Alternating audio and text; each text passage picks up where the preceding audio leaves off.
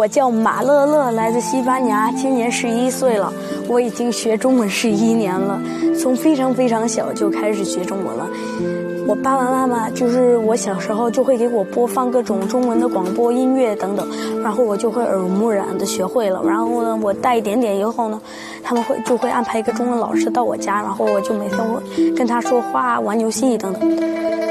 So the reason why Lele speaks Chinese is because I was amazed by China back in 2004. I was working in the Olympics in Athens, and I watched the closing ceremony, the show that Beijing Olympics put in Athens to show the world that it was going to be the Olympics in Beijing 2008. And I was amazed. I fell in love with China. I fell in love with what I saw. That show was mind-blowing for me.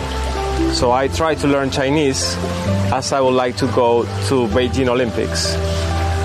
I studied Chinese for 5 months and I couldn't progress. I couldn't learn. So I quit. I realized that a good thing to learn was learn it in a natural way. So when Leo was born, my wife and I thought that the best way to give him a knowledge in a language it will be by early exposition. Thanks to internet, I was able to connect to a Beijing radio station, and they were broadcasting some hours a day storytelling. So Lele was a baby, was a 5-day-old baby, and he was listening Chinese for 3 hours a day. Sometimes he was asleep, sometimes he was awake, but his ear was getting all this phonetic system. So by the time he was 5 months, he had already more than 2,000 hours of Chinese hearing.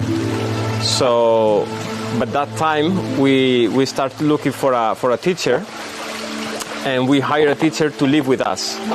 So as for family reasons and work, we couldn't move to China. We decided to make China in our home.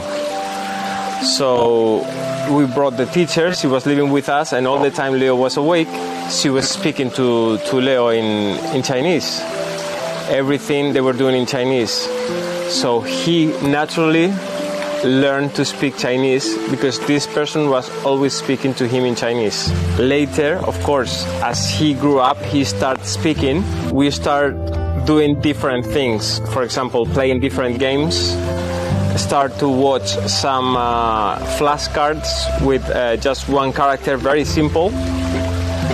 And that's the way, little by little, he learned. And also naming things. For example, Leo had a collection of animals. He had like, 200 animals, like miniature.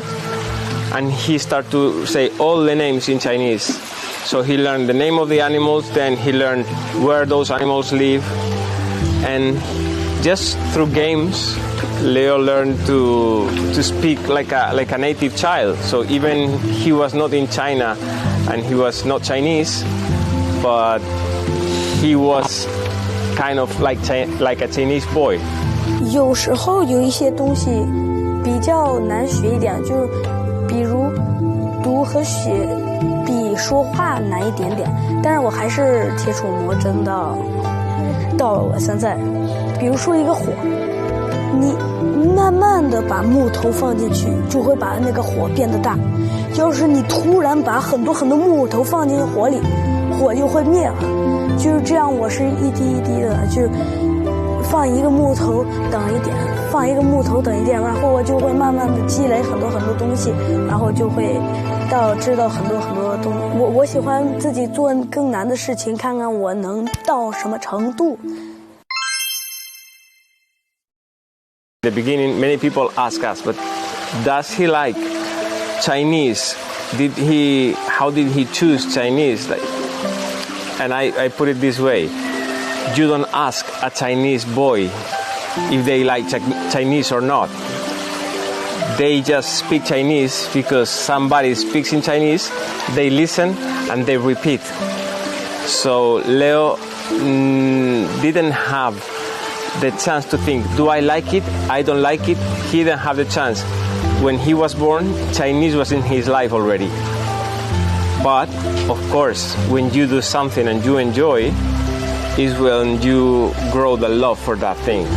So, for example, Lele was enjoying doing all these things. We tried to make that fun. So he was very happy playing things. We put the learning process in Chinese, but not just the language. It was a whole, right? For example, when the teacher told us Mid-Autumn Festival is coming, okay, so what do we do? Okay, so we have to do the mooncakes and all these celebrations. So also Leo took part of this celebration as a child. Leo started to watch videos with the teacher, started to try to prepare the egg yolks to make the cakes. So all these things are the ones that make him feel closer to the culture. And I think that's important because it's not just a language. You can learn from a book, but that's when we realized that we have to travel with Leo to China.